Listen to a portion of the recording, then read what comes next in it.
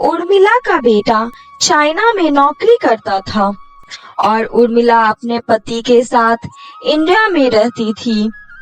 उर्मिला शुद्ध शाकाहारी खाना खाती थी। एक दिन उसका बेटा अथर्व इंडिया आता है और अपने साथ डायना नाम की चाइनीज लड़की को लेकर आता है।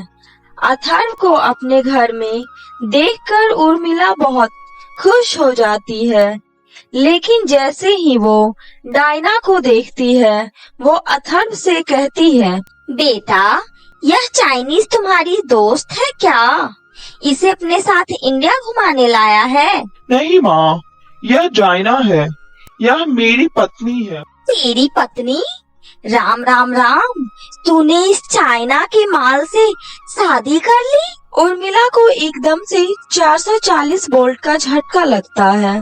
हे भगवान, ये क्या कर दिया तूने? नालायक, तुझे इंडिया में लड़कियों की कमी पड़ गई थी क्या, जो तूने इस चाइनीज आइटम से शादी कर ली?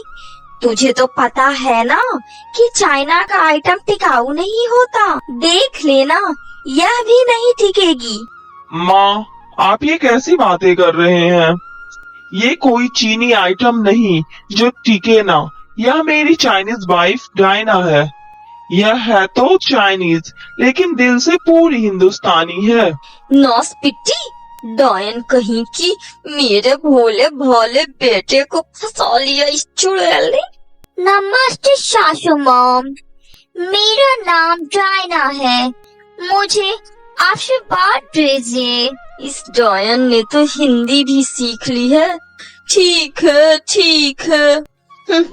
अरे नालायक, तुझे तो पता है ना, मुझे चीनी वस्तुएं से सख्त नफरत है, फिर भी बैठा दिया मेरी छाती पे लाकर इस डायन को। मेड इन चाइना, खट्टारा कहीं की। बेटा अथर्व, तुमने शादी करने से पहले हमसे पूछा तक नहीं? इतने बड़े हो गए हो क्या तुम?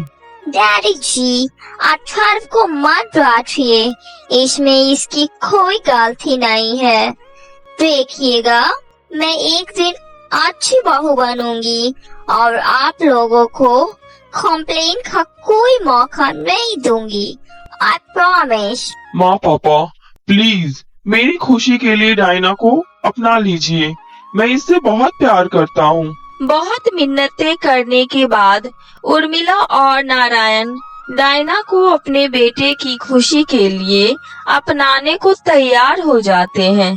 अगले दिन डायना अपनी पहली रसोई का खाना बनाने किचन में जाती है, लेकिन उसे कुछ समझ नहीं आता कि खाने में क्या बनाऊं।